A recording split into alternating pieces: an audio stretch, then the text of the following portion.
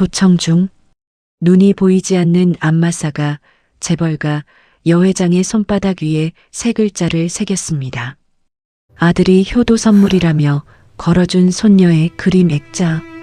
그 액자 뒤에 숨겨진 작은 장치가 지금 이 순간에도 방 안의 모든 소리를 어딘가로 보내고 있었습니다. 여 회장의 얼굴에서 핏기가 빠져나갔습니다. 비명을 지르고 싶었습니다. 하지만 할 수 없었습니다. 아들이 듣고 있었으니까요. 아들은 대체 어머니에게 무슨 짓을 하려는 걸까요? 사연 시작 전에 구독과 좋아요 눌러주시고 어디서 듣고 계신지 댓글에 남겨주세요. 오늘도 행복한 하루 되세요. 서울 성북동 언덕 끝자락에 한성그룹 본가 저택이 서 있습니다. 담장 너머로 보이는 건 3층짜리 석조 건물과 손질이 잘 된 정원뿐이었죠. 바깥에서 보면 여느 재벌가의 고요한 저택이었지만 그 안에서는 오래전부터 소리 없는 전쟁이 이어지고 있었습니다. 한성그룹 회장 서연은 아침 7시면 어김없이 현관을 나섭니다. 검은색 세단 뒷좌석에 올라타 등받이에 허리를 기대는 순간 왼쪽 골반부터 허벅지까지 묵직한 통증이 타고 내려왔습니다. 5년 전 교통사고의 후유증이었습니다. 브레이크가 말을 듣지 않아 중앙분리대를 들이받았던 그날 이후 서연의 왼쪽 다리에는 늘 둔한 저림이 깔려 있었습니다. 오래 앉아 있으면 허리가 뻣뻣해졌고 회의가 길어지는 날이면 의자 팔걸이를 꽉 움켜쥐고 이를 악물어야 할 때도 있었습니다. 그래도 서연은 단 하루도 출근을 거르지 않았습니다. 60이 넘은 나이에도 이사회를 직접 주재했고 해외 출장도 마다하지 않았습니다. 다만 매주 화요일 저녁만큼은 일찍 퇴근해 집으로 돌아왔습니다. 안마사가 오는 날이었으니까요. 37살의 안마사 진우는 매주 화요일 저녁 6시에 저택의 현관벨을 눌렀습니다. 진우는 눈이 보이지 않습니다. 22살 대학 유도부 시절 연습 도중 상대의 매치기에 뒤통수를 매트 모서리에 부딪혔습니다. 시신경이 끊어졌고 그날 이후로 세상은 영원한 어둠이 되었습니다. 금메달을 꿈꾸던 청년은 하룻밤 사이에 지팡이의 의지에 걷는 사람이 되었죠. 하지만 진우는 주저앉지 않았습니다. 눈 대신 손끝과 귀가 세상을 읽는 감각이 되었습니다. 5년 동안 서연의 안마를 맡으며 그는 이 저택의 모든 소리를 외웠습니다. 현관문이 열릴 때 경첩이 내는 삐걱거림, 복도 끝 괴종시계가 정각마다 울리는 종소리, 가정부가 2층으로 올라올 때 나무 계단이 삐걱대는 리듬까지 진우의 귀에는 이 집의 평범한 저녁이 하나의 악보처럼 새겨져 있었습니다. 그날도 화요일이었습니다. 진우가 현관에서 실내화로 갈아 신고 2층으로 올라왔습니다. 서연은 안마 전용 침대에 누워서 왼쪽 골반과 다리 위주로 근육의 결을 따라가며 뭉친 부위를 찾아 천천히 안마를 받고 있었습니다. 오늘따라 왼쪽 허리 근육이 단단하게 뭉쳐 있었습니다. 회의가 길었나 봅니다. 서연이 문득 기분 좋은 목소리로 말했습니다. 진우 씨, 저기 벽에 액자 새로 걸린 거 보여요? 이틀 전에 상준이가 가져왔어. 평소 한 달에 한 번 얼굴을 비추기도 힘들어하던 아들이 일요일에 불쑥 찾아왔다는 것이었습니다. 7살 된 손녀 은채가 크레파스로 그린 꽃밭 그림을 액자에 넣어 들고 왔다면서요. 은채가 할머니 드리라고 며칠을 공들여 그렸다더라고. 상준이가 액자까지 직접 맞춰왔어. 서연의 목소리에는 오랜만에 따뜻한 기운이 묻어 있었습니다. 회사에서는 수백 명의 임원 앞에서 한치의 흔들림 없이 결정을 내리는 사람이 손녀 이야기만 나오면 눈가가 이렇게 부드러워졌습니다. 그런데 말이야, 상준이가 못을 박는 손놀림이 어찌나 능숙하던지 어디에 걸지 미리 정해놓고 온 것 같더라고. 차 한 잔도 안 마시고 바로 갔어. 서연은 그 대목을 살짝 웃으며 넘겼지만 진우의 귀는 그 말을 흘려듣지 않았습니다. 한동안 뜸했던 아들이 손녀 그림까지 가져왔으니 어머니로서 마음 한구석이 물렁해지는 건 당연한 일이었죠. 그런데 진우의 손가락이 서연의 왼쪽 어깨 위에서 멈추었습니다. 방 안의 공기가 달랐습니다. 5년 동안 이 방에 드나들며 진우의 귀는 이 공간의 정적까지 외우고 있었습니다. 에어컨 실외기가 돌아갈 때의 저음, 창틀 사이로 스며드는 바람소리, 서연의 고른 호흡, 그것들이 만들어내는 이 방만의 침묵이 있었습니다. 그런데 오늘 그 침묵 위에 아주 가느다란 소리 하나가 얹혀 있었습니다. 보통 사람이라면 절대 알아차릴 수 없는 소리였습니다. 귀를 기울여도 들리지 않을 만큼 작았습니다. 하지만 진우에게 소리란 곧 세상 그 자체였습니다. 15년을 어둠 속에서 오직 귀로만 살아온 사람에게 이 미세한 잡음은 한밤중에 울리는 경보 사이렌이나 다름없었습니다. 전자장치 특유의 고주파 노이즈였습니다. 아주 작은 마이크나 송신기가 작동할 때 나는 소리였습니다. 그리고 그 소리는 상준이 걸어놓고 간 액자 쪽에서 나고 있었습니다. 진우의 심장이 한 박자 크게 뛰었습니다. 손끝에 힘이 들어가 서연의 어깨를 너무 세게 누를 뻔했습니다. 하지만 그는 이를 악물고 평소와 똑같은 리듬으로 안마를 이어갔습니다. 표정 하나 바꾸지 않았습니다. 보이지 않는 눈이 이 순간만큼은 오히려 위장이 되었습니다. 진우는 서연의 오른손을 들어 손바닥 안마를 시작하는 척했습니다. 엄지손가락으로 서연의 손바닥 한가운데를 천천히 눌렀습니다. 서연이 고개를 갸웃했습니다. 진우의 엄지가 또박또박 글자를 새겼습니다. 도청? 서연의 손이 가늘게 떨렸습니다. 진우는 멈추지 않았습니다. 이어서 한 글자 한 글자 손바닥 위에 새겼습니다. 중, 도청 중. 서연의 얼굴에서 핏기가 빠져나갔습니다. 방금 전까지 아들의 효심에 물렁해졌던 마음이 차갑게 얼어붙었습니다. 손녀의 그림이 담긴 그 액자가 아들이 다정한 미소를 지으며 직접 벽에 걸어준 그 액자가 자신의 모든 말을 엿듣는 귀가 되어 있다는 뜻이었습니다. 수백 명의 직원을 이끄는 회장이 이사회에서 누구도 함부로 눈을 마주치지 못하는 그 여자가 자기 아들에게 도청을 당하고 있었습니다. 서연은 비명을 지르고 싶었습니다. 소파 쿠션을 움켜쥐고 소리내어 울고 싶었습니다. 하지만 할 수 없었습니다. 지금 이 방 안의 모든 소리가 아들에게 전해지고 있었으니까요. 진우는 아무 일 없다는 듯 서연의 손가락을 하나씩 펴며 관절을 부드럽게 돌렸습니다. 서연은 떨리는 입술을 꾹 깨물었습니다. 눈에 고인 눈물이 볼을 타고 흘러내렸지만 소리는 내지 않았습니다.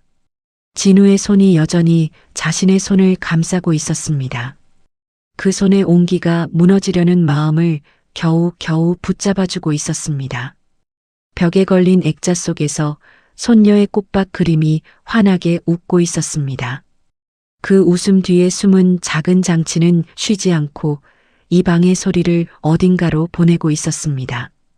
평온했던 저택에 보이지 않는 균열이 생긴 순간이었습니다. 그리고 그 균열 위에 목숨을 건 공조가 조용히 아주 조용히 시작되고 있었습니다. 그 화요일 밤 이후로 서연의 하루는 겉으로 달라진 것이 없었습니다. 아침 7시에 현관을 나서고 세단 뒷좌석에 올라타 여의도 본사까지 40분을 달렸습니다. 달라진 건 아무것도 없었습니다. 다만 퇴근 후 자기 방에 들어설 때마다 벽에 걸린 손녀의 그림이 예전과 같은 얼굴로 서연을 바라보지 않았습니다. 그 환한 꽃밭 그림 뒤에 누군가의 귀가 붙어 있다는 걸 이제 서연은 알고 있었으니까요. 진우가 알려준 뒤로 서연은 방 안에서 전화를 하지 않았습니다. 중요한 통화는 화장실 안에서 했고 비서에게 지시할 일이 있으면 직접 본사에서 대면으로 전했습니다. 잠들기 전 습관처럼 중얼거리던 혼잣말도 전부 입안에 가두었습니다. 자기 집, 자기 방에서 숨을 죽여야 한다는 것이 이렇게 사람을 무너뜨리는 일인 줄은 미처 몰랐습니다. 한편 도청기 너머로 어머니의 일상을 엿듣던 상주는 초조해지고 있었습니다. 도박으로 진 빚이 500억 원을 넘어서고 있었습니다. 강남의 어느 지하 카지노에서 한 판만 더 하다 보니 감당할 수 없는 숫자가 되어 있었죠.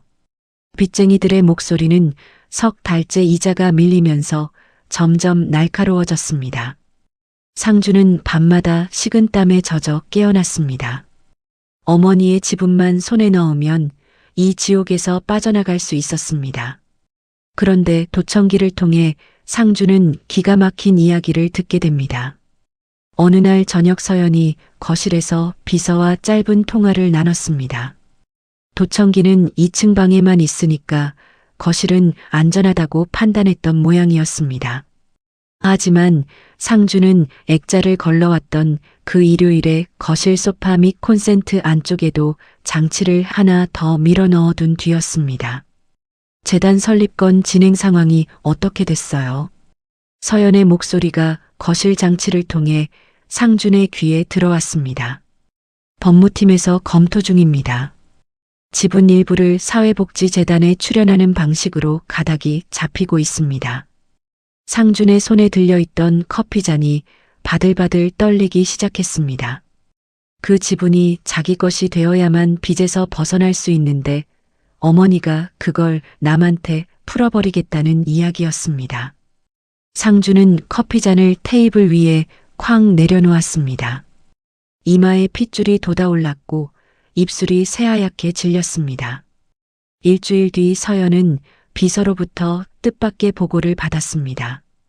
회장님, 상준 전무님께서 새로 주치의를 한 분 소개하셨습니다.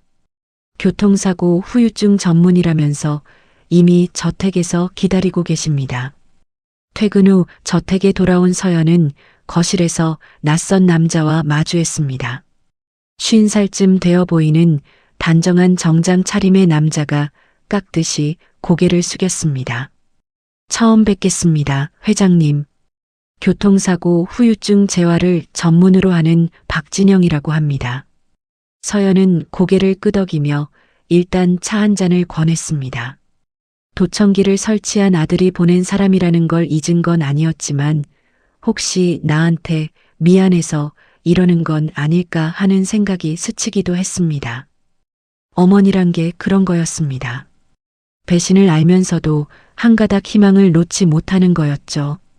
그 뒤로 그 의사는 일주일에 2번씩 저택을 찾아와 팔뚝 안쪽에 주사를 놓고 돌아갔습니다. 서연은 주사를 맞은 뒤 유독 잠이 쏟아졌습니다. 머리가 몽롱해지고 집중이 잘 안 되는 날도 있었지만 그냥 피곤해서 그런 거라고 생각했습니다. 그 다음 화요일 진우가 저택에 왔을 때 무언가가 달랐습니다. 현관에서 실내화를 갈아 신는 순간부터 진우의 코끝이 미세하게 움찔했습니다. 이 집에 없던 냄새가 섞여 있었습니다. 소독약이었습니다. 하지만 병원에서 흔히 쓰는 알코올 소독약이 아니라 좀 더 달큰하고 기름진 느낌이 섞인 특정 약물 냄새였습니다. 안마사로 일하며 수많은 병원을 드나든 진우의 코는 그 차이를 놓치지 않았습니다. 서연의 방에 들어서자 서연이 먼저 말을 꺼냈습니다. 진우 씨, 요즘 새로 의사 선생님이 한 분 다니고 계세요. 상준이가 소개해줬는데 주사도 놓아주고 꽤 신경을 써주더라고. 진우는 대답 대신 평소처럼 서연의 어깨에 손을 얹었습니다. 그리고 안마를 시작하는 척하며 서연의 손바닥 위에 천천히 글자를 새겼습니다. 의사, 조심, 약, 냄새, 이상. 5단어가 손바닥 위에 하나씩 새겨질 때마다 서연의 얼굴이 조금씩 굳어갔습니다. 그러면 그 주사는 대체 뭐였던 거지? 요즘 유독 쏟아지던 잠이 자꾸 흐려지던 머리가 전부 그 주사 때문이었던 건가. 생각이 거기까지 미치자 서연의 등줄기를 따라 차가운 것이 타고 내려왔습니다. 진우가 돌아간 뒤 서연은 한참 동안 소파에 앉아 꼼짝도 하지 않았습니다. 도청기도 모자라서 이제는 의사까지 보내다니. 자기 아들이 자기를 어떻게 하려는 건지 머릿속이 하얘졌습니다. 내가 뭘 잘못한 거지. 그 아이를 어떻게 키웠길래. 서연은 목구멍까지 차오르는 울음을 겨우겨우 삼켰습니다. 도청기가 듣고 있다는 걸 잊으면 안 되었으니까요. 입술을 깨물고 눈을 질끈 감고 주먹을 꽉 쥐었습니다. 그렇게 한참을 버틴 끝에 서연의 눈에서 무언가가 바뀌었습니다. 떨리던 손이 멈추었습니다. 그 눈에는 눈물 대신 차갑고 단단한 빛이 서려 있었습니다. 30년 넘게 남자들의 세계에서 살아남은 여자의 눈이었습니다. 울고 있을 때가 아니었습니다. 다음 날 아침 서연은 출근길 세단 안에서 딸 은수에게 전화를 걸었습니다. 은수는 서연의 둘째로 34살에 미국에서 컴퓨터 공학 박사를 마치고 돌아와 한성그룹 산하 정보보안 계열사의 이사로 일하고 있었습니다. 저택에서는 어디에 또 다른 도청기가 숨어 있을지 모르니 일부러 차 안에서 건 전화였습니다. 은수야, 할 이야기가 있어. 점심때 잠깐 나올 수 있겠니? 어머니가 이런 식으로 불쑥 점심을 요청하는 일은 한 번도 없었습니다. 은수의 목소리가 낮아졌습니다. 무슨 일이세요? 만나서 할게. 본사 근처 말고 강남역 쪽으로 나와. 점심시간 강남역 뒷골목의 작은 한식집에서 두 사람이 마주 앉았습니다. 서연은 목소리를 한껏 낮추어 처음부터 끝까지 이야기했습니다. 도청기, 진우의 경고, 낯선 의사, 그리고 주사를 맞은 뒤 달라진 몸 상태까지. 은수는 듣는 내내 미동도 하지 않았습니다. 표정도 변하지 않았습니다. 하지만 무릎 위에 놓인 왼손의 손가락 끝이 테이블 볼을 살짝 핥히고 있었습니다. 오빠가 그랬다고요. 그 한마디에 은수의 목소리가 아주 미세하게 떨리고 있었습니다. 액자를 건드리지 마세요. 전원이 끊기면 오빠 쪽에서 바로 알아챕니다. 대신 제가 주파수를 잡아볼게요. 송신 주파수만 알아내면 서버를 역추적할 수 있습니다. 서연은 딸의 눈을 가만히 들여다보았습니다. 이 아이가 이렇게 단단한 사람이었구나. 그 의사한테 맞은 주사도 제가 알아볼게요. 다음에 맞으실 때 솜에 묻은 약물이 남아있으면 버리지 말고 비닐에 싸서 보관해 주세요. 그동안 어머니는 아무것도 모르는 척 해주세요. 평소랑 똑같이 생활하시는 게 지금은 제일 중요합니다. 서연은 찻잔을 들어 한 모금 마셨습니다. 손이 더 이상 떨리지 않았습니다.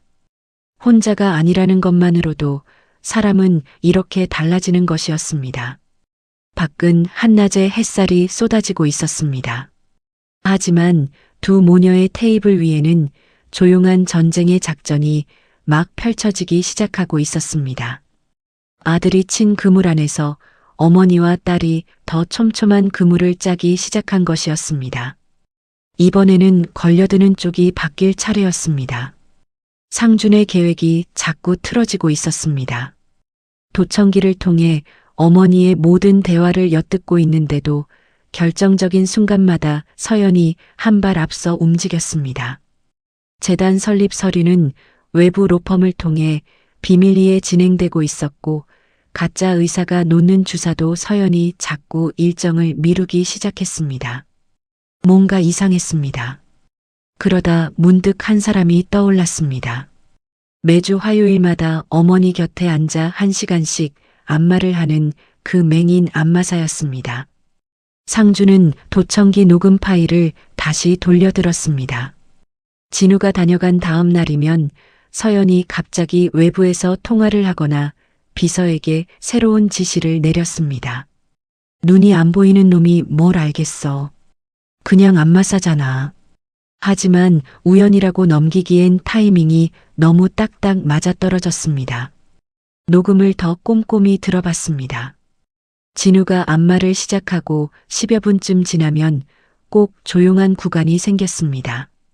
대화도 없고 안마 소리도 잠시 멈추는 2, 3분짜리 침묵이었습니다. 그 침묵이 끝나면 서연의 호흡이 살짝 흔들렸습니다. 뭔가 하고 있어. 소리가 안 나는 뭔가를. 상준의 눈이 좁아졌습니다. 며칠 뒤 상준은 전화를 한 통 걸었습니다. 도박판에서 알게 된 사람들이었습니다. 돈만 주면 뭐든 해주는 쪽이었죠. 눈먼 안마사 하나 좀 손봐야 돼. 겁만 줘서 입 다물게 하든지 아예 일을 못하게 만들든지. 상준은 진우가 사는 원룸 주소를 불러줬습니다. 그날 밤 11시가 넘은 시각이었습니다. 진우는 숙소 거실 바닥에 앉아 스트레칭을 하고 있었습니다. 유도 선수 시절부터 이어온 습관이었죠. 팔을 뻗고 허리를 비트는데 현관문 바깥에서 미세한 소리가 들렸습니다. 운동화 밑창이 콘크리트 복도를 긁는 소리였습니다. 한 명이 아니었습니다. 발소리의 간격과 무게가 각각 달랐습니다. 2명, 아니 3명. 이 시간에 이 복도를 지나갈 사람은 없었습니다. 발소리가 자기 현관 앞에서 멈추었습니다. 금속이 부딪히는 작은 소리, 자물쇠를 따르는 소리였습니다. 진우는 소리 없이 일어섰습니다. 심장이 빠르게 뛰었지만 호흡은 오히려 느려졌습니다. 15년 동안 어둠 속에서 살아온 사람에게 어둠은 공포가 아니었습니다. 어둠은 자기 영역이었습니다. 딸깍. 현관문이 밀려 들어왔습니다. 첫 번째 남자가 들어왔습니다. 거친 코숨, 가죽 점퍼가 스치는 마찰음. 덩치가 큰 쪽이었습니다. 두 번째는 발걸음이 빠르고 호흡이 얕았습니다. 긴장하고 있다는 뜻이었죠. 세 번째는 문 앞에서 망을 보는 듯 들어오지 않았습니다. 여기 맞아? 어두워서 아무것도 안 보이는데. 불 켜. 핸드폰이라도. 하지만 빛은 진우에게 아무 의미가 없었습니다. 진우에게 의미가 있는 건 소리뿐이었습니다. 오른쪽 2걸음 거리의 첫 번째, 왼쪽 3걸음의 2번째. 핸드폰을 꺼내느라 2손이 막혀 있었습니다. 진우가 먼저 움직였습니다. 소리 없이 반걸음을 내딛더니 오른쪽 남자의 팔목을 잡았습니다. 잡는 것과 동시에 허리를 낮추고 엉덩이를 상대의 골반 아래로 밀어 넣었습니다.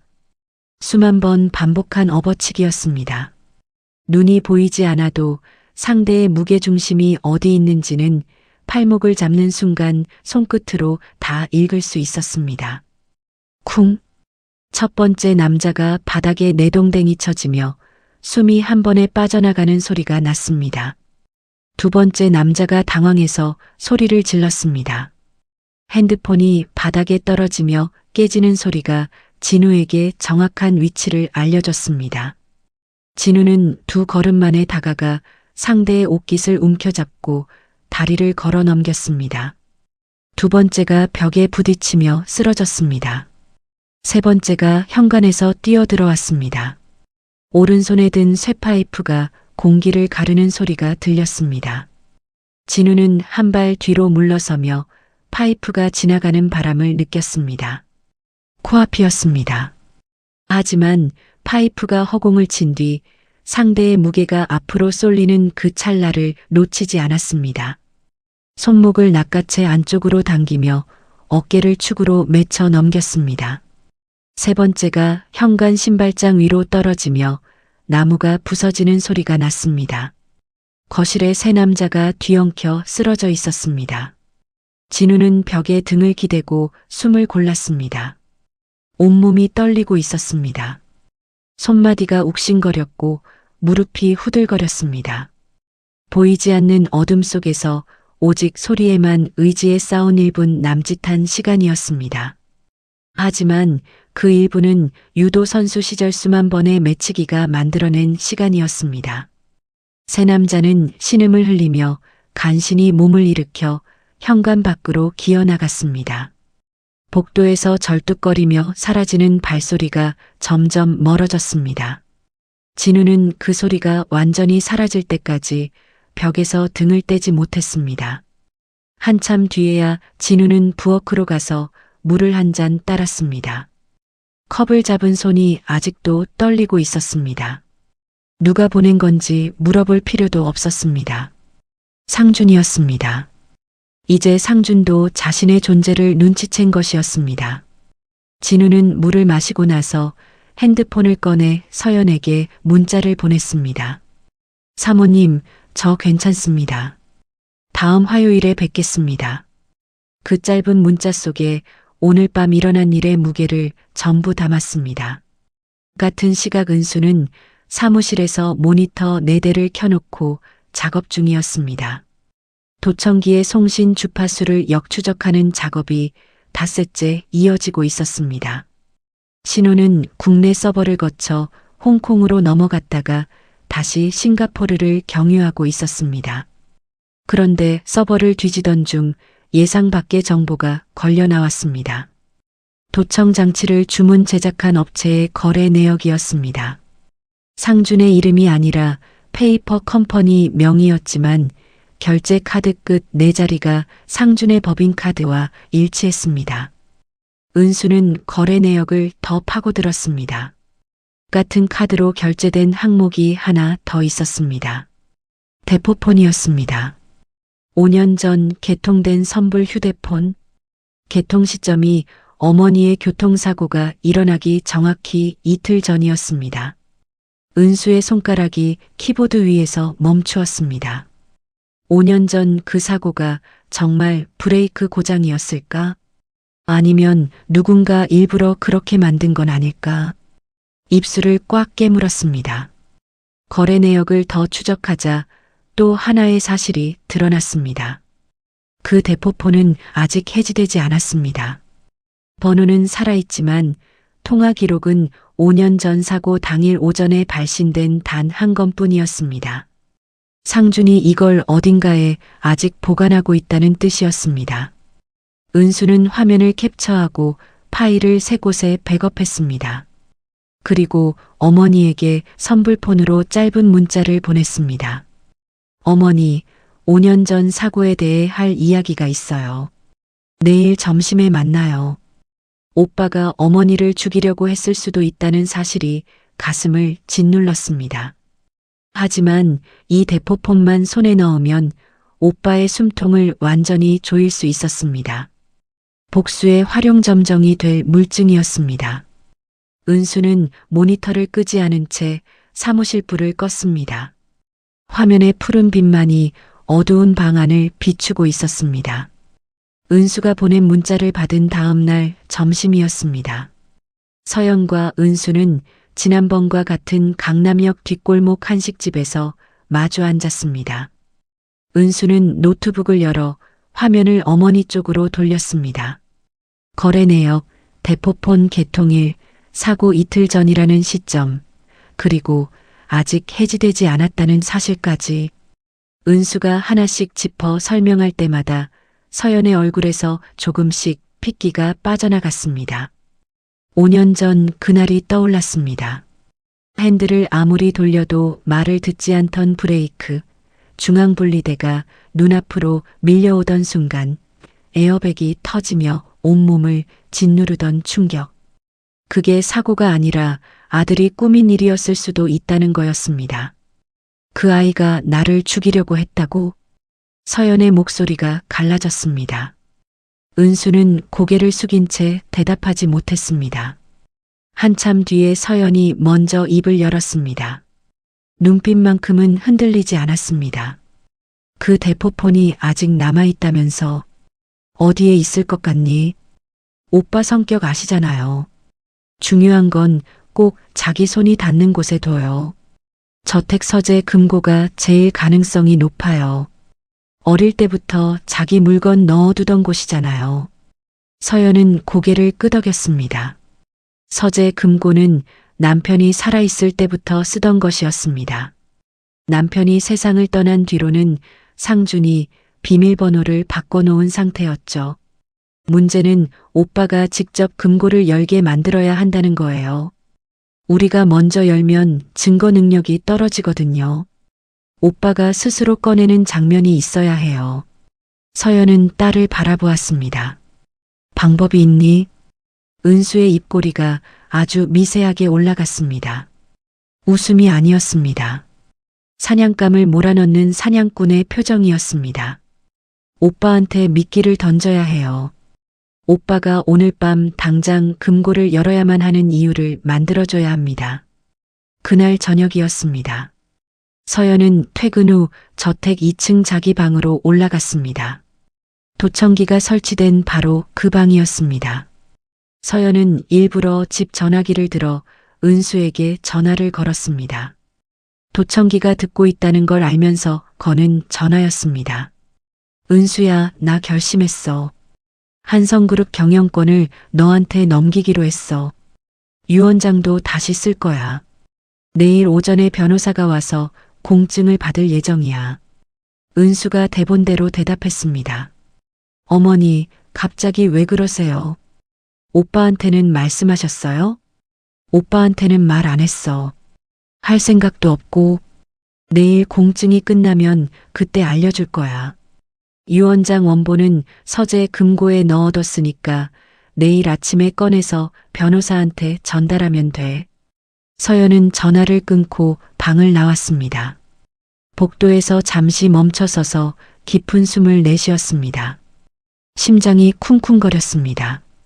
연기를 하는 건 이렇게 어려운 일이었습니다. 도청기 너머에서 이 대화를 들은 상주는 사색이 되었습니다. 유 원장을 다시 쓴다고, 경영권을 은수한테 넘긴다고, 내일 오전에 공증이라고. 공증이 끝나는 순간 자기에게 돌아올 지분은 사라지는 거였습니다. 빚쟁이들이 코앞까지 들이닥친 마당에 유일한 탈출구가 막히는 거였습니다. 상주는 방 안을 미친 듯이 서성거렸습니다. 이마에 식은땀이 흘렀고 셔츠 깃이 땀으로 축축하게 젖었습니다. 소파에 앉았다 일어섰다를 반복하며 손톱으로 팔뚝을 긁어댔습니다. 피부가 벌겋게 일어나는 것도 몰랐습니다. 그런데 한 가지가 더 머릿속을 찔렀습니다. 서재 금고 안에는 유 원장만 들어있는 게 아니었습니다. 5년 전 브레이크를 조작하라고 지시할 때 쓴 대포폰도 비밀칸에 넣어뒀습니다. 내일 아침 어머니가 금고를 여는 순간 그게 발견되면 모든 게 드러나는 거였습니다. 유 원장을 바꿔야 하는 것도 급했지만 대포폰을 치우는 게 더 급했습니다. 두 가지를 오늘 밤 안에 다 끝내야 했습니다. 변호사가 오기 전에, 오늘 밤 안에 끝내야 해. 유 원장도 바꾸고 대포폰도 꺼내야 해. 상주는 차 키를 집어들었습니다. 밤 11시가 넘은 시각이었습니다. 그 시각 저택 서재에서는 은수가 조용히 작업을 마무리하고 있었습니다. 천장 구석에 적외선 카메라를 설치한 것이었습니다. 어둠 속에서도 선명하게 촬영이 가능한 장비였고 실시간으로 외부 서버에 영상을 전송하도록 세팅되어 있었습니다. 카메라 각도는 금고 정면, 금고를 여는 사람의 손과 얼굴이 동시에 찍히는 위치였습니다. 은수는 서재 불을 끄고 나오며 어머니에게 고개를 끄덕였습니다. 두 사람은 말 한마디 나누지 않았습니다. 눈빛만으로 충분했습니다. 덫은 놓였습니다. 자정이 넘은 시각 저택 뒤편에 상준의 차가 헤드라이트를 끈 채 멈추었습니다. 상준은 후문 쪽 담장 옆 작은 철문으로 돌아갔습니다. 어릴 때부터 몰래 드나들던 길이었습니다. 비밀번호는 20년 동안 바뀐 적이 없었습니다. 정원을 가로질러 서재 창문으로 들어간 상주는 곧장 금고 앞에 섰습니다. 손전등 불빛 아래에서 비밀번호를 눌렀습니다. 손가락이 떨려서 한 번에 되지 않았습니다. 두 번째 시도만에 금고 문이 열렸습니다. 서류 뭉치를 헤치고 금고 안쪽 이중 바닥의 비밀칸을 열었습니다. 거기에 대포폰이 있었습니다. 5년 전 그대로의 모습이었습니다. 상주는 대포폰을 꺼내 들고 안도의 한숨을 내쉬었습니다. 이것만 없애면 그날 사고는 영원한 비밀이지. 폰의 전원을 켰습니다. 발신 기록이 떴습니다. 5년 전 그날 아침 정비소에 전화를 건 기록한 건 브레이크 라인을 끊으라고 지시했던 바로 그 전화였습니다. 상주는 비릿하게 웃으며 대포폰을 주머니에 넣었습니다. 그리고 미리 준비해온 가짜 유언장으로 금고 속 서류를 바꿔치기 했습니다. 3분이 채 걸리지 않았습니다. 상주는 모든 증거를 인멸했다고 믿으며 금고를 닫았습니다. 손전등을 끄고 창문을 통해 유유히 서재를 빠져나갔습니다. 서재는 다시 어둠에 잠겼습니다.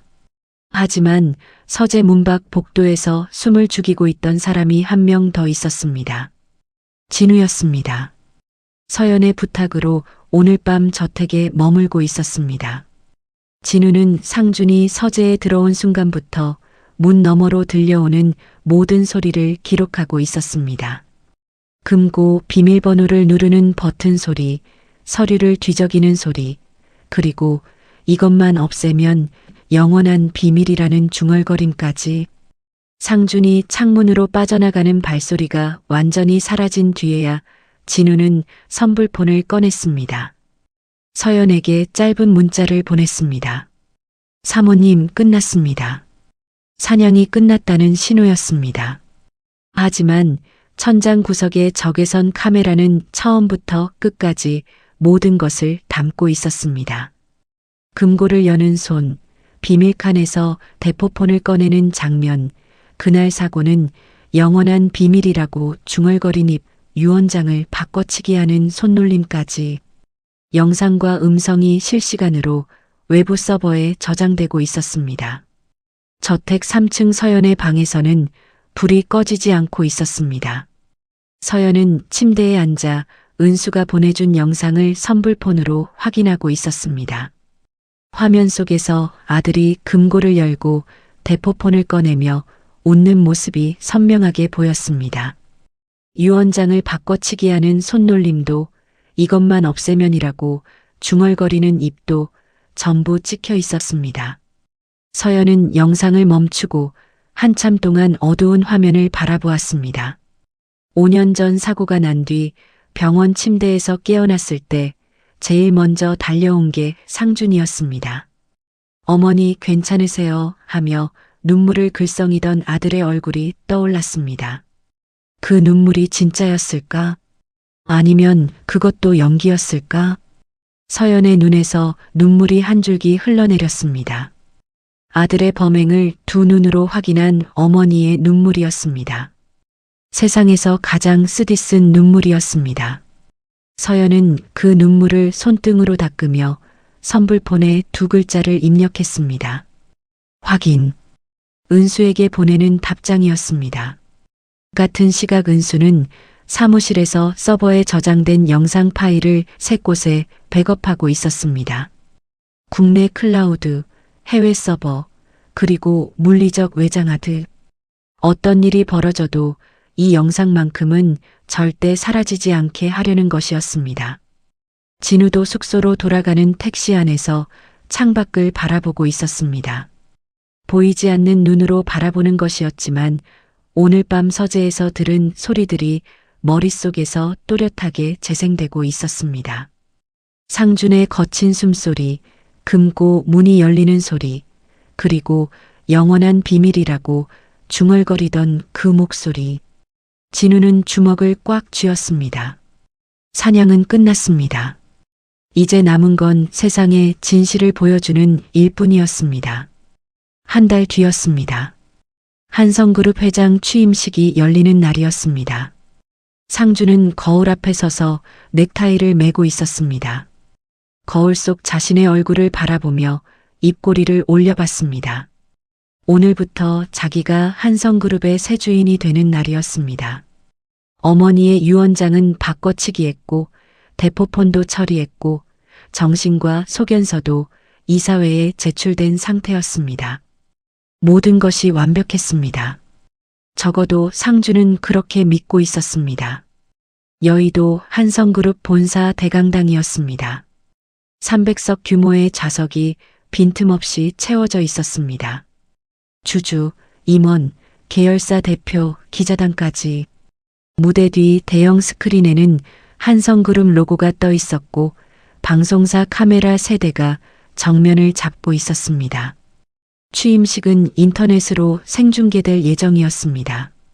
같은 시각 강당 뒷문 쪽 방송기술 부스에서는 은수가 노트북을 열고 있었습니다.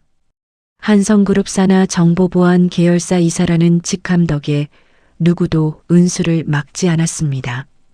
은수는 대형 스크린 제어 컴퓨터에 외장하드를 연결했습니다. 상준이 경영권 승계를 선언하는 순간에 맞춰 영상이 자동 재생되도록 타이밍을 설정했습니다. 한 달 동안 준비한 작업이었습니다. 강당 맨 뒷줄에는 진우가 앉아 있었습니다. 검은 선글라스를 쓰고 지팡이를 무릎에 올려놓은 채 조용히 강당 안의 소리를 읽고 있었습니다. 오전 11시 정각이었습니다. 사회자가 마이크를 잡았습니다. 지금부터 한성그룹 신임 회장 취임식을 시작하겠습니다. 박수가 터져 나왔습니다.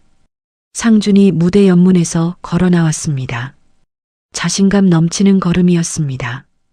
카메라 플래시가 터졌습니다. 상준은 마이크 앞에 서서 객석을 둘러보았습니다. 300명이 넘는 사람들이 자기를 올려다보고 있었습니다. 존경하는 주주 여러분, 임원 여러분, 그리고 오늘 자리를 빛내주신 모든 분들께 감사드립니다. 오늘 저는 한성그룹의 새로운 출발을 선언하고자 이 자리에 섰습니다. 박수가 다시 터졌습니다. 상준은 미소를 지으며 다음 말을 이어가려 했습니다. 바로 그 순간이었습니다. 무대 뒤 대형 스크린이 깜빡이더니 한성그룹 로고가 사라졌습니다. 화면이 검은색으로 전환되었습니다. 상준은 뒤를 돌아보았습니다. 뭐야? 기술팀 어디 있어? 화면 좀 확인해. 하지만 스크린에는 영상 하나가 재생되기 시작했습니다. 어두운 서재였습니다. 적외선 카메라 특유의 녹색빛 화면이었습니다. 한 남자가 손전등을 들고 금고 앞에 서 있었습니다. 그 남자의 얼굴이 선명하게 잡혔습니다. 상준이었습니다. 강당이 순식간에 조용해졌습니다. 화면 속 상준이 금고를 열었습니다. 비밀칸에서 대포폰을 꺼내는 장면이 보였습니다. 그리고 스피커를 통해 상준의 목소리가 강당 전체에 울려 퍼졌습니다. 이것만 없애면 그날 사고는 영원한 비밀이지. 객석 여기저기서 경악이 터져 나왔습니다. 단상 위 상준의 얼굴이 새하얗게 질렸습니다. 이건 조작이야. 가짜 영상이야. 당장 화면 꺼. 상준이 소리쳤지만 영상은 멈추지 않았습니다. 이어서 가짜 유언장으로 서류를 바꿔치기하는 장면이 재생되었습니다. 원본을 빼내고 미리 준비해온 서류를 끼워 넣는 손놀림이 또렷하게 보였습니다. 기자들이 미친 듯이 카메라 셔터를 눌러댔습니다. 이 장면이 인터넷으로 생중계되고 있었습니다. 상준이 단상에서 내려오려고 했습니다. 하지만 강당 정문이 열리며 서연이 걸어 들어왔습니다. 강당이 다시 한번 술렁거렸습니다. 서연은 정장 차림에 화장기가 거의 없었습니다. 하지만 걸음걸이는 단단했고 눈빛은 흔들리지 않았습니다. 30년 넘게 이사회를 주재해온 여자의 걸음이었습니다. 서연은 통로를 걸어 단상까지 올라갔습니다. 걸어가는 동안 객석 양쪽에서 수백 개의 시선이 서연을 따라왔습니다. 누군가는 안타까운 눈으로, 누군가는 놀란 눈으로 서연을 바라보았습니다. 서연은 그 시선들을 한 몸에 받으며 한 걸음 한 걸음 단상으로 올라갔습니다. 왼쪽 다리에 5년 전 사고의 통증이 올라왔지만 서연은 절뚝거리지 않았습니다. 이 순간만큼은 아프지 않은 척할 수 있었습니다. 상주는 어머니를 보자 한 발 뒤로 물러섰습니다. 어머니, 이건 다 오해예요. 제 말 좀 들어보세요. 상준이 더듬거렸습니다. 하지만 서연은 한마디도 하지 않았습니다. 아들 앞에 선 서연은 오른손을 들어 아들의 뺨을 후려쳤습니다. 찰! 소리가 마이크를 통해 강당 전체에 울렸습니다. 상준의 고개가 옆으로 꺾였습니다. 서연의 손이 떨리고 있었습니다. 때린 쪽이 더 아팠습니다. 이건 배신당한 회장의 분노가 아니었습니다. 자식에게 목숨까지 위협받은 어머니의 분노였습니다. 5년 전 내 브레이크를 끄는 게 너였구나. 내가 내 아들 맞니? 강당이 완전한 정적에 빠졌습니다. 상주는 뺨을 감싼 채 무릎이 풀려 단상 위에 주저앉았습니다. 바로 그때 강당 연문이 열리며 경찰 4명이 들어왔습니다. 은수가 미리 고소장을 접수해 둔 것이었습니다. 살인미수 사문서 위조, 불법 도청, 유언장 변조. 혐의만 4가지였습니다. 한상준 씨, 살인미수 및 사문서 위조 혐의로 체포합니다. 변호인을 선임할 권리가 있습니다. 수갑이 채워지는 소리가 마이크를 통해 강당에 울렸습니다. 상주는 수갑이 채워진 손목을 멍하니 내려다보았습니다. 1시간 전까지 이 회사의 새 주인이 될 거라고 믿었던 바로 그 손목이었습니다. 경찰의 양팔을 잡힌 채 통로를 걸어나가는 상준의 뒤로 객석에서 야유가 쏟아졌습니다. 카메라 플래시가 쉴 새 없이 터졌습니다. 주주 한 명이 자리에서 일어나 소리쳤습니다. 창업주의 딸을 죽이려고 했다니. 사람이 어떻게 그럴 수가 있어. 다른 쪽에서도 목소리가 터져 나왔습니다. 경영권이 그렇게 탐이 났나? 자기 어머니한테 그런 짓을 하다니. 상주는 고개를 숙인 채 한 번도 뒤를 돌아보지 않았습니다. 어깨가 축 처져 있었습니다. 1시간 전만 해도 저 통로를 자신감 넘치는 걸음으로 걸어 들어왔던 사람이었습니다. 강당 문이 닫혔습니다. 문이 닫히는 소리가 울린 뒤에도 한참 동안 아무도 말을 하지 않았습니다. 정적이 흘렀습니다. 서연은 단상 위에 홀로 서 있었습니다. 300명의 시선이 서연을 향하고 있었습니다. 서연은 눈을 감았습니다. 방금 아들의 뺨을 때렸던 오른손이 아직도 얼얼했습니다. 그 손으로 이 아이의 기저귀를 갈고 손을 잡고 학교에 데려다 줬었습니다. 어디서부터 잘못된 건지 서연은 알 수가 없었습니다. 하지만 지금은 무너질 때가 아니었습니다. 300명이 지켜보고 있었고 카메라가 돌아가고 있었습니다. 서연은 눈을 뜨고 천천히 마이크 앞으로 걸어갔습니다. 숨을 한번 고르고 입을 열었습니다. 오늘 여러분께 보여드린 것이 진실입니다. 부끄럽지만 숨기지 않겠습니다. 한성그룹은 다시 바로 서겠습니다. 서연의 목소리는 떨리지 않았습니다. 짧은 말이었지만 그 안에 5년의 고통과 한 달간의 전쟁이 전부 담겨 있었습니다. 객석에서 박수가 시작되었습니다. 처음에는 한두 명이었습니다. 그 박수가 옆으로 번지고 뒤로 퍼지더니 300명 전체가 자리에서 일어섰습니다.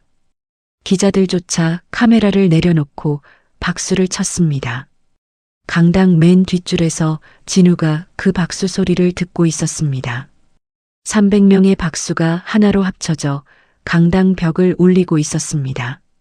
진우에게는 그 소리가 세상에서 가장 큰 소리로 들렸습니다. 보이지 않는 눈 위로 눈물이 흘러내렸습니다.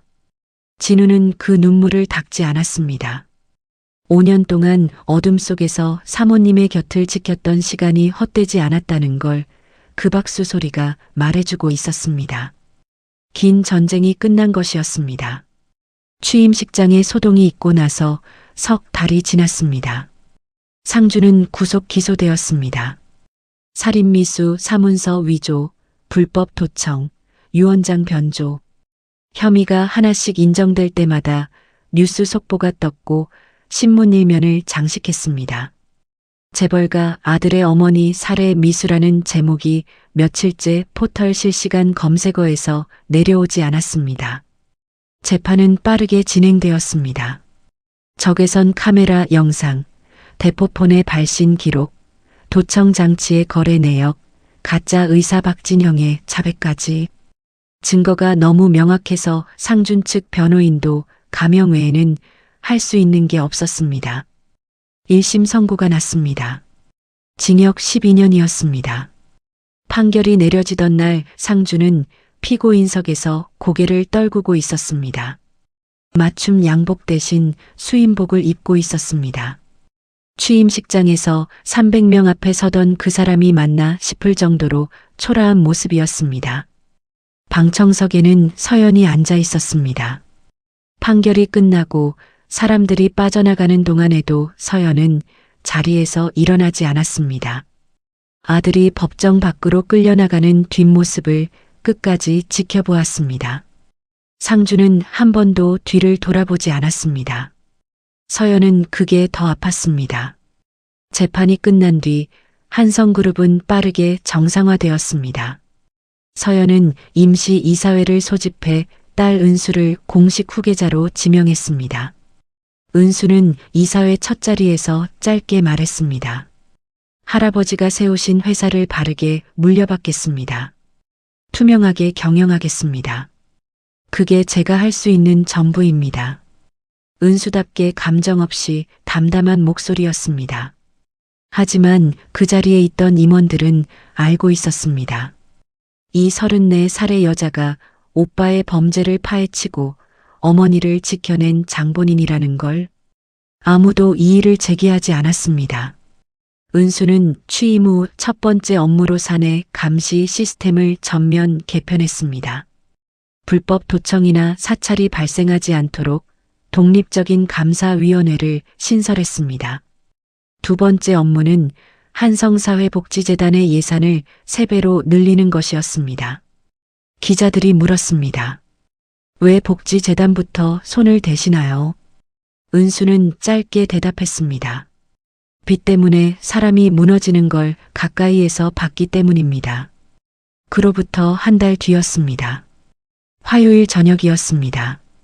진우가 여느 때처럼 저택 현관벨을 눌렀습니다. 실내화로 갈아 신고 2층으로 올라왔습니다. 하지만 오늘은 서연이 소파가 아닌 거실 테이블 앞에 앉아 있었습니다. 테이블 위에 찻잔 2개가 놓여 있었습니다. 진우 씨, 오늘은 안마 말고 차 한 잔 마셔요. 진우는 잠깐 멈칫하더니 조용히 맞은편에 앉았습니다. 서연이 찻잔을 진우 앞으로 밀어주었습니다. 찻잔이 테이블 위를 스르륵 미끄러지는 소리가 났고 진우는 그 소리만으로 찻잔의 위치를 정확히 짚어들었습니다. 한참 동안 두 사람은 아무 말 없이 차를 마셨습니다. 서연이 먼저 입을 열었습니다. 진우 씨가 아니었으면 저는 아들한테 당하고도 모르고 살았을 거예요. 진우는 고개를 저었습니다. 저는 소리를 들었을 뿐입니다. 사모님이 직접 싸우셨잖아요. 서연은 찻잔을 내려놓고 진우를 바라보았습니다. 보이지 않는 진우의 눈을 바라보았습니다. 진우 씨, 실례가 안 된다면 하나만 여쭤봐도 될까요? 눈을 다치셨을 때 어떠셨어요? 진우는 한참 동안 대답하지 않았습니다. 찻잔을 감싸쥔 손가락이 미세하게 떨렸습니다. 처음에는 아무것도 못 받아들였습니다. 진우가 천천히 말을 꺼냈습니다. 목소리가 평소보다 낮았습니다. 병원에서 눈을 떴는데 아무것도 안 보이는 거예요. 의사가 시신경이 끊어졌다고 했는데 그게 무슨 뜻인지 바로 이해가 안 됐습니다. 다시 보일 거라고 한 달을 기다렸어요. 2달을 기다렸어요. 하지만 어둠은 그대로였습니다. 진우의 목소리가 살짝 갈라졌습니다. 유도를 시작한 게 12살 때였어요. 올림픽에 나가는 게 꿈이었습니다. 대학 들어가서 전국대회 금메달까지 땄는데 그 다음 달에 연습 중에 사고가 났어요. 22살이었습니다. 서연은 아무 말도 하지 않고 들었습니다. 처음 1년은 방에서 나오지 않았습니다. 어머니가 밥을 가져다 놓으면 밤에 몰래 먹고 다시 이불을 뒤집어 썼어요. 세상이 원망스럽고 자기 자신이 한심하고 아무것도 하고 싶지 않았습니다. 진우는 잠시 말을 멈추었습니다. 찻잔을 내려놓고 두 손을 무릎 위에 올렸습니다. 손가락 마디가 굵었습니다. 유도 선수 시절의 흔적이었습니다. 친구들이 처음에는 문병을 왔어요. 1달, 2달. 그런데 3달이 지나니까 연락이 끊기더라고요. 뭐라고 해야 할지 모르는 거겠죠. 저도 받고 싶지 않았고요. 그렇게 사람들이 하나씩 사라졌습니다. 서연은 찻잔을 쥔 손에 힘이 들어가는 걸 느꼈습니다. 유도부 후배 하나가 있었는데 그 친구만 끝까지 왔어요. 매주 토요일마다 와서 제 옆에 앉아 있었습니다. 말도 안 하고 그냥 앉아 있었어요. 1시간쯤 있다가 가고 그게 반년을 넘게 이어졌습니다. 어느 날 그 친구가 그러더라고요. 형, 나 내일 또 올 거야. 형이 문 안 열어줘도 올 거야. 그러니까 형도 마음 편하게 안 열어줘도 돼. 진우가 씁쓸하게 웃었습니다. 그 말을 듣고 처음으로 문을 열었어요. 그날부터 조금씩 밖에 나가기 시작했습니다. 진우는 찻잔을 한 모금 마시고 다시 말을 이었습니다. 그런데 어느 날 어머니가 제 방에 들어와서 손을 잡고 그러셨어요. 내 손은 아직 살아있잖아. 내 귀도 살아있잖아. 눈이 전부가 아니야. 진우의 눈 위로 물기가 번졌습니다. 그때부터 안마를 배웠습니다. 손으로 세상을 읽는 법을 배운 거예요. 서연의 눈에서도 눈물이 흘러내렸습니다. 서연은 손을 뻗어 진우의 손을 잡았습니다. 두 사람의 손이 테이블 위에서 만났습니다. 아무 말도 하지 않았습니다. 한참 동안 그렇게 있었습니다. 서연이 먼저 입을 열었습니다. 목소리가 떨리고 있었지만 또렷했습니다. 진우 씨한테 드리고 싶은 게 있어요. 서연은 테이블 위에 놓인 서류 봉투를 진우 앞으로 밀었습니다. 첫 번째는 안과 전문의 예약서예요. 독일에 있는 세계 최고의 시신경 전문 병원입니다. 제가 직접 연락해서 진우 씨 케이스를 보냈더니 수술 가능성이 있다고 했어요. 비용은 전부 제가 부담합니다. 진우의 입술이 미세하게 떨렸습니다. 두 번째는 한성사회복지재단 이사장 위촉장이에요. 5년 동안 제 눈이 되어주셨던 분이 이제는 더 많은 사람들의 눈이 되어주셨으면 해요. 진우는 한참 동안 아무 말도 하지 못했습니다. 찻잔을 쥔 손이 떨리고 있었습니다. 사모님, 저는 안마사입니다. 재단 이사장 같은 건 제가 할 수 있는 일이 아닙니다. 서연은 고개를 저었습니다. 진우 씨는 어둠 속에서 진실을 들은 사람이에요. 아무도 보지 못한 걸 귀로 본 사람이에요. 그런 사람이 약한 사람들 곁에 서주면 세상이 조금은 나아지지 않겠어요. 진우는 고개를 숙였습니다. 보이지 않는 눈에서 눈물이 볼을 타고 흘러내렸습니다. 진우는 그 눈물을 닦지 않았습니다. 한참 뒤에 진우가 고개를 들었습니다. 감사합니다, 사모님. 최선을 다하겠습니다. 서연은 미소를 지었습니다. 5년 만에 처음으로 눈가에 주름이 잡히는 진짜 미소였습니다. 서연은 찻잔을 다시 들었습니다. 차가 식어 있었지만 마음만큼은 오랜만에 따뜻했습니다. 그날 밤 서연은 거실벽에 걸려있던 손녀의 꽃밭 그림 액자를 내렸습니다. 액자 뒤에 붙어있던 도청 장치를 떼어냈습니다. 동전보다 작은 검은색 기판이었습니다. 서연은 그것을 손바닥 위에 올려놓고 한참 동안 들여다보았습니다. 이 작은 장치 하나가 모든 것의 시작이었습니다. 아들의 배신도, 진우의 발견도, 은수의 추적도, 취임식장의 몰락도 전부 이 작은 기판 하나에서 시작된 일이었습니다. 서연은 도청 장치를 쓰레기통에 버렸습니다. 그리고 손녀의 그림을 액자에서 꺼내 새 액자에 다시 넣었습니다. 이번에는 아무것도 숨겨져 있지 않은 깨끗한 액자였습니다. 서연은 새 액자를 같은 자리에 걸었습니다. 손녀의 꽃밭 그림이 다시 벽에 걸렸습니다. 이제는 그 어떤 잡음도 없는 그림이었습니다. 서연은 그림을 바라보며 혼자 중얼거렸습니다. 이제 좀 편하게 살아볼까? 오랜만에 자기 방에서 소리내어 한 혼잣말이었습니다. 도청기가 없는 방에서 하는 첫 번째 혼잣말이었습니다. 한편 구치소 독방에서 상주는 잠을 이루지 못하고 있었습니다. 밤마다 같은 소리가 들렸습니다. 지지직 하는 전자잡음이었습니다. 도청기가 작동할 때 나던 바로 그 소리였습니다.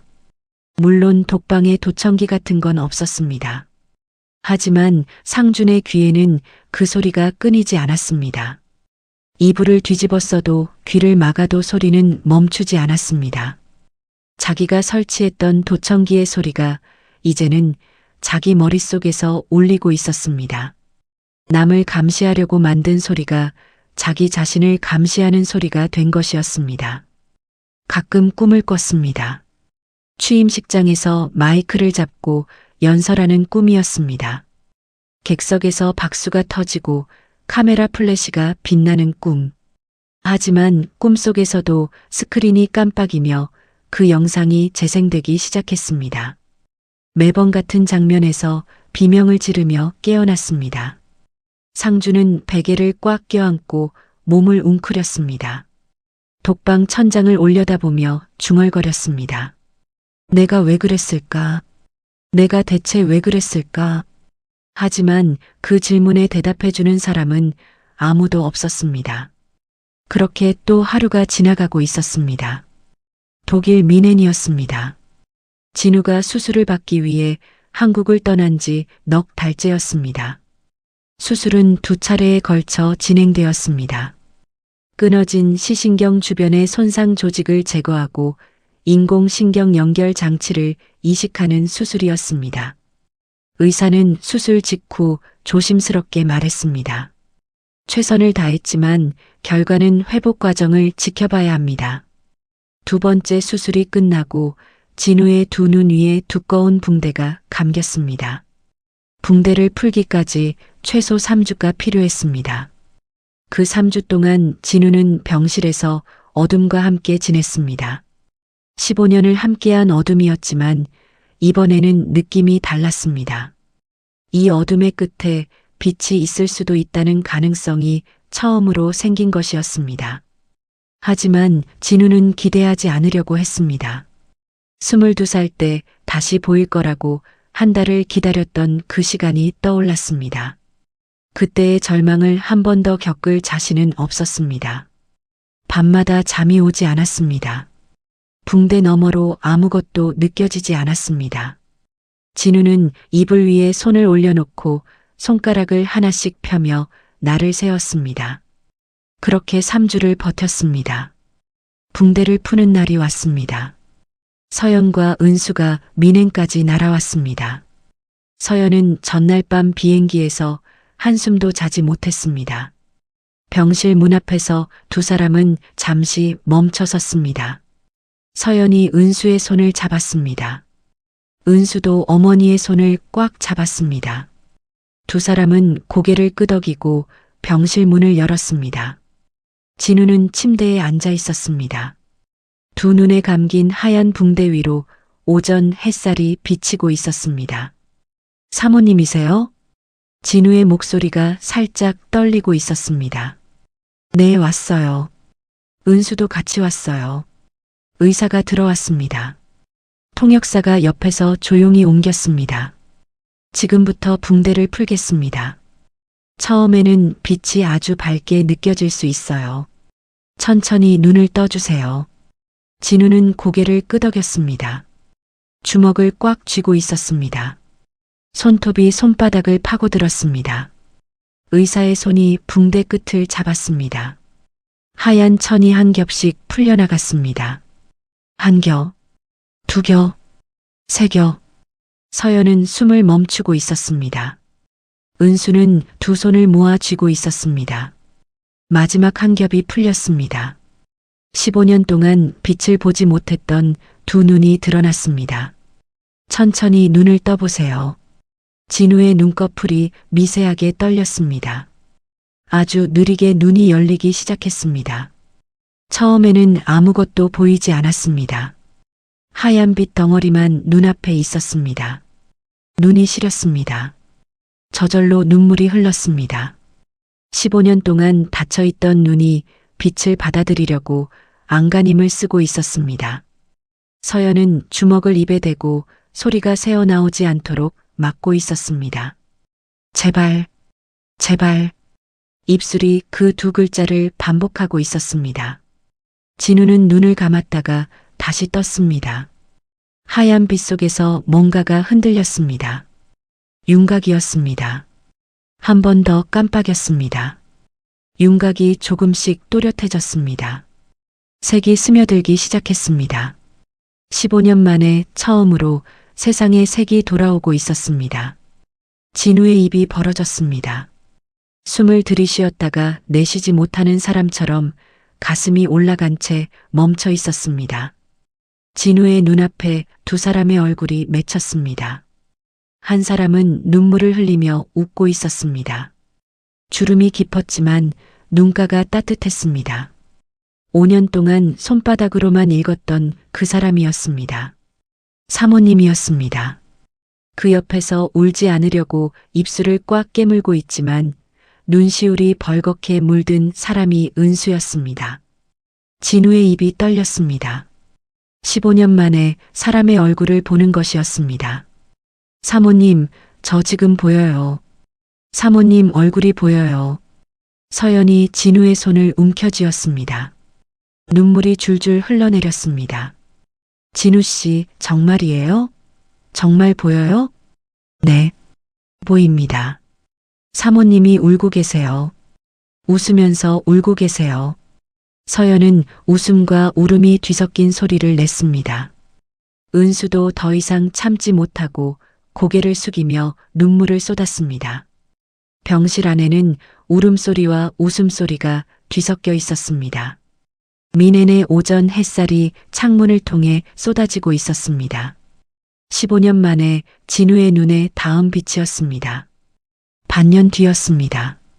진우는 한국으로 돌아왔습니다. 시력은 완전히 돌아오지는 않았습니다. 가까운 거리의 사물은 또렷하게 보였지만 먼 곳은 여전히 흐릿했습니다. 그래도 충분했습니다. 15년 동안 아무것도 보지 못했던 사람에게 흐릿한 세상도 기적이었습니다. 진우는 한성사회복지재단 이사장으로 첫 출근을 했습니다. 정장을 입고 거울 앞에 섰을 때 22살 이후로 처음 보는 자기 자신이었습니다. 이마에 잔주름이 생겨 있었고 턱선이 날카로워져 있었습니다. 15년이라는 시간이 얼굴 위에 고스란히 새겨져 있었습니다. 진우는 거울 속 자기 자신에게 고개를 끄덕여 보았습니다. 잘 버텼다. 수고했다. 소리내어 말하지는 않았지만 입모양이 그렇게 움직였습니다. 재단 사무실에는 서연이 보낸 화분 하나가 놓여 있었습니다. 카드가 꽂혀 있었습니다. 진우 씨, 이제는 눈으로 보는 세상도 아름답길 바랍니다. 글자를 눈으로 읽는 것이 이렇게 감격스러운 일인 줄 몰랐습니다. 재단의 첫 번째 사업은 시각장애인을 위한 직업훈련 프로그램이었습니다. 진우가 직접 기획안을 썼습니다. 15년을 어둠 속에서 살아본 사람이 만든 프로그램이었습니다.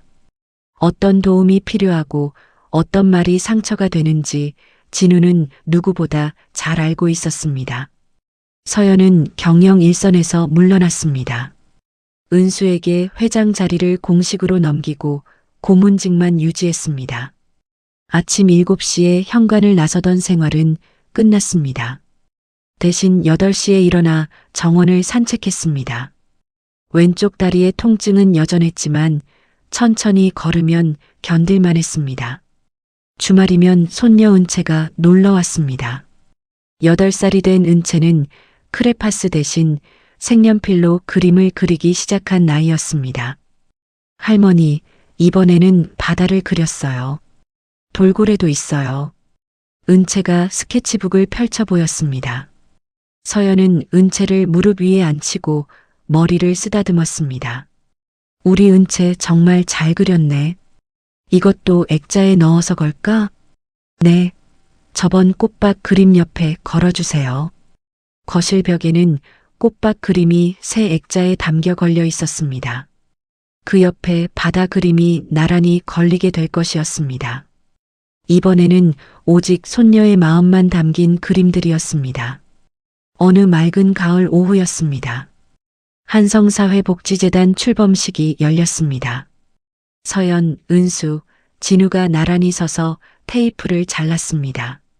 진우는 가위를 들고 잠시 멈추었습니다. 가위의 은빛이 햇살에 반짝이는 게 보였습니다. 15년 전이었다면 볼 수 없었던 빛이었습니다. 출범식이 끝나고 세 사람은 재단 건물 옥상에 올라갔습니다. 서울 하늘이 높고 맑았습니다. 멀리 한강이 햇살에 반짝이고 있었습니다. 진우에게는 흐릿하게 보이는 풍경이었지만 그 흐릿한 빛 속에서 강물이 반짝이는 게 느껴졌습니다. 서연이 옆에서 조용히 말했습니다. 진우 씨, 앞으로는 좋은 것만 보세요. 진우는 고개를 돌려 서연을 바라보았습니다. 햇살 아래에서 서연의 얼굴이 따뜻하게 빛나고 있었습니다. 네, 사모님. 이제는 좋은 것만 보겠습니다. 옥상 위로 바람이 불었습니다. 어디선가 아이들이 날린 풍선 하나가 파란 하늘 위로 올라가고 있었습니다. 빨간 풍선이었습니다. 세 사람은 나란히 서서 그 풍선이 하늘 높이 올라가는 걸 지켜보았습니다. 풍선은 점점 작아지더니 구름 사이로 사라졌습니다. 은수가 조용히 말했습니다. 어머니, 바람이 좀 차요. 들어가시죠. 서연은 고개를 저었습니다. 조금만 더 있자. 하늘이 이렇게 예쁜 날은 오랜만이야. 진우도 은수도 더 이상 재촉하지 않았습니다. 세 사람은 말없이 나란히 서서 가을 하늘을 바라보았습니다. 5년이라는 시간이 만들어낸 상처와 싸움과 눈물이 이 한 장면 안에 전부 담겨 있었습니다. 하지만 지금 이 순간만큼은 그 모든 것이 지나간 뒤의 고요였습니다. 진실은 반드시 빛을 봅니다. 어둠이 아무리 깊어도 끝은 있는 법이었습니다. 1년이 지났습니다. 봄이었습니다. 성북동 저택의 정원에 벚꽃이 피었습니다. 서연은 아침마다 정원 벤치에 앉아 꽃잎이 떨어지는 걸 바라보았습니다. 예전에는 이 정원을 볼 시간이 없었습니다. 아침 7시에 세단에 올라타 여의도로 달려가야 했으니까요. 하지만 이제는 달랐습니다. 8시에 일어나 따뜻한 차를 한 잔 내리고 정원으로 나오는 것이 하루의 시작이었습니다. 왼쪽 다리의 통증은 여전했지만 벚꽃 아래를 천천히 걷는 것 정도는 괜찮았습니다. 어느 날 아침이었습니다. 정원을 걷다가 서연은 담장역 작은 철문 앞에서 멈추었습니다. 상준이 그날 밤 몰래 들어왔던 바로 그 문이었습니다. 비밀번호를 20년 동안 바꾸지 않았던 그 문. 서연은 한참 동안 철문을 바라보다가 주머니에서 핸드폰을 꺼냈습니다. 관리실에 전화를 걸었습니다. 후문 비밀번호 바꿔주세요. 그리고 잠금 장치도 새 걸로 교체해 주시고요. 전화를 끊고 나서 서연은 철문을 한 번 더 바라보았습니다. 이걸 진작 바꿨어야 했어. 혼잣말이었습니다. 하지만 후회가 아니라 정리하는 말투였습니다.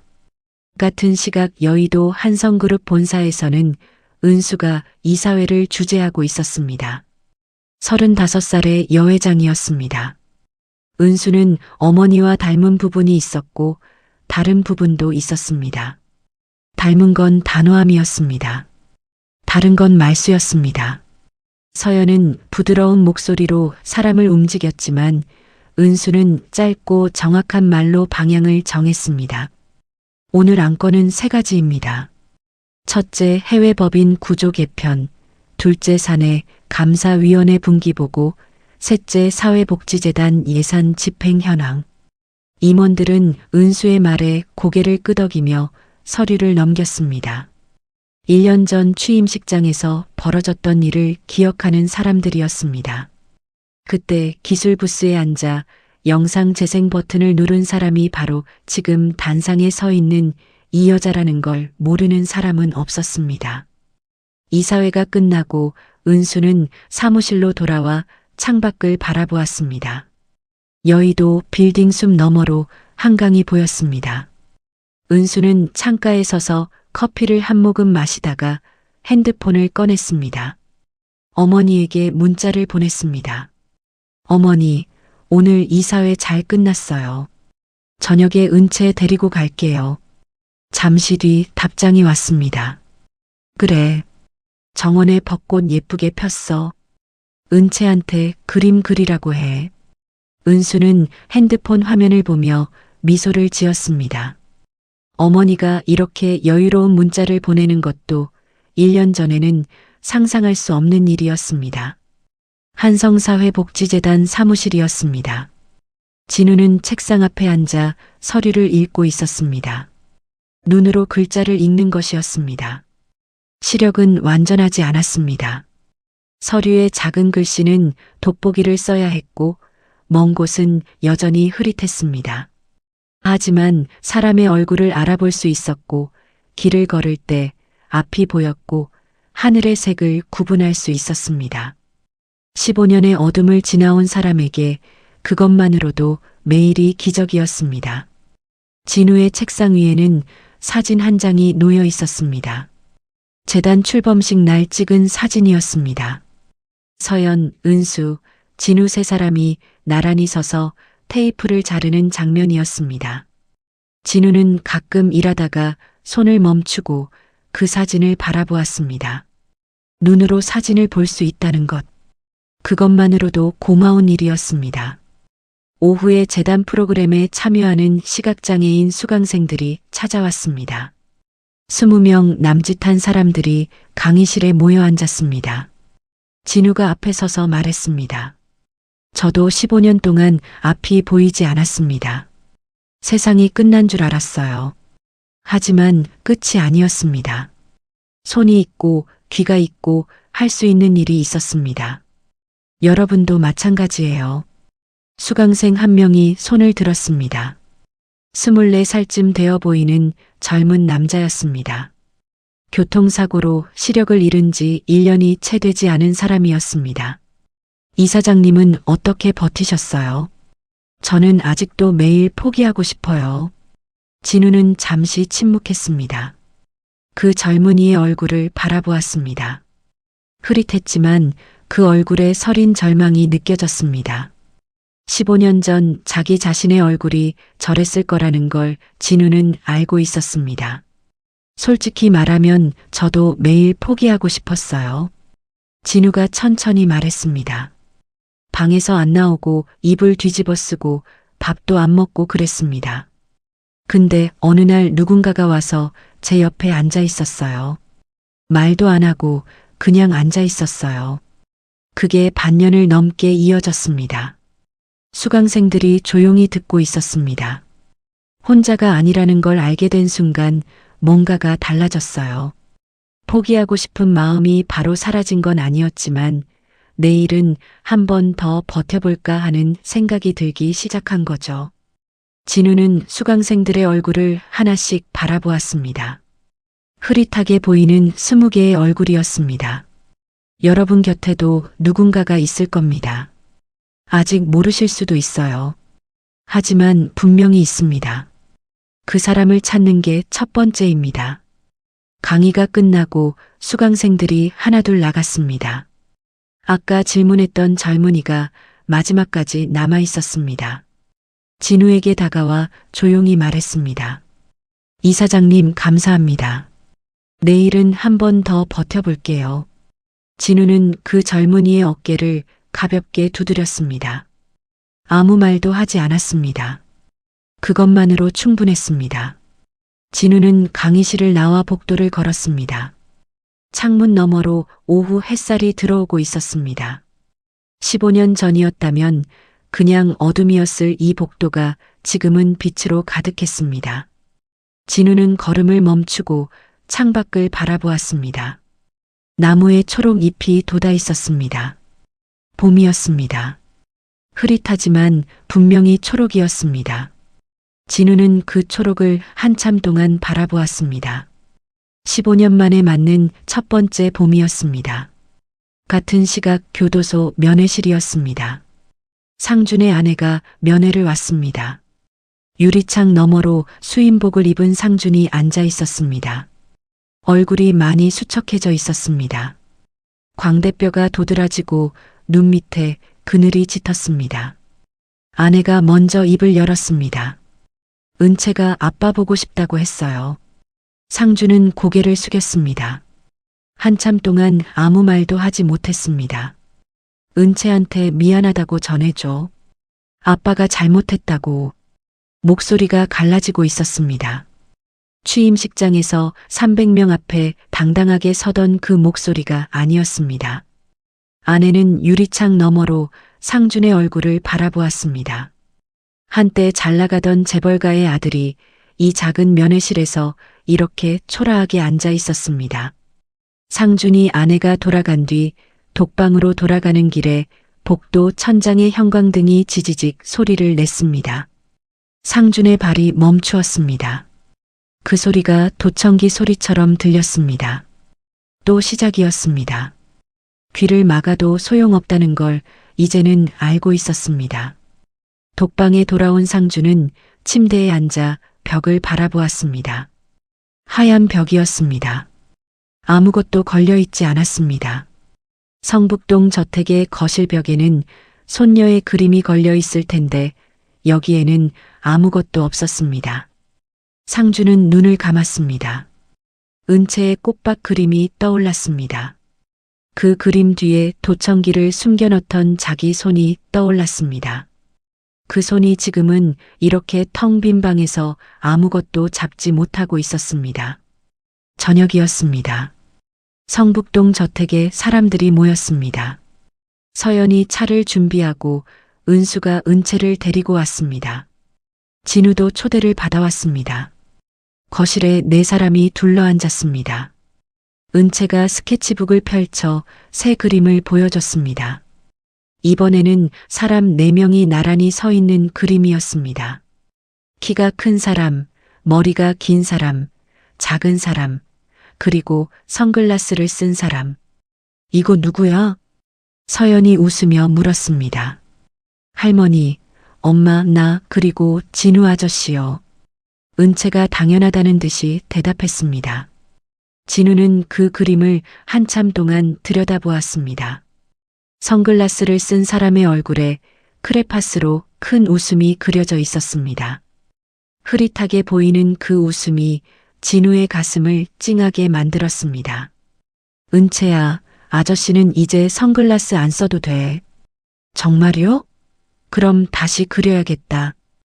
은채가 크레파스를 집어들며 말했습니다. 서연이 웃었습니다. 은수도 웃었습니다. 진우도 웃었습니다. 거실에 웃음소리가 가득 찼습니다. 벽에는 그림 3장이 나란히 걸려 있었습니다. 꽃밭 그림, 바다 그림, 그리고 오늘 새로 걸릴 4사람의 그림. 이제는 그 어떤 잡음도 없는 오직 가족의 마음만 담긴 그림들이었습니다. 밤이 깊어졌습니다. 은수와 은채가 돌아가고 진우도 떠난 뒤 서연은 혼자 거실에 앉아 있었습니다. 조용했습니다. 1년 전이었다면 이 조용함이 무서웠을 겁니다. 도청기가 듣고 있을지도 모른다는 생각에 숨을 죽여야 했으니까요. 하지만 이제는 달랐습니다. 이 조용함은 감시의 정적이 아니라 평화의 고요였습니다. 서연은 거실벽에 걸린 그림들을 바라보았습니다. 꽃밭, 바다, 네 사람. 은채의 삐뚤빼뚤한 선들이 어둑한 조명 아래에서 따뜻하게 빛나고 있었습니다. 서연은 혼자 중얼거렸습니다. 이제 됐어. 이제 진짜 됐어. 도청기가 없는 방에서 하는 혼잣말이었습니다. 아무도 엿듣지 않는 오직 자기 자신에게만 들리는 말이었습니다. 서연은 조명을 끄고 2층으로 올라갔습니다. 창밖으로 봄밤의 하늘이 보였습니다. 구름 사이로 달빛이 흐르고 있었습니다. 내일도 좋은 하루가 될 거야. 서연은 미소를 지으며 방으로 들어갔습니다. 저택은 다시 조용해졌습니다. 정원의 벚꽃잎이 바람에 흩날리고 있었습니다. 그 위로 봄밤의 달빛이 고요히 내려앉고 있었습니다. 가장 깊은 어둠 속에서도 진실을 향해 손을 뻗는 사람이 있다면 세상은 결코 멈추지 않습니다. 오늘 이야기가 마음에 남으셨다면 구독과 좋아요 부탁드립니다. 어디서 듣고 계신지 댓글로 남겨주시면 그곳으로 좋은 일이 찾아가길 바라겠습니다. 그럼 다음 이야기에서 다시 만나요.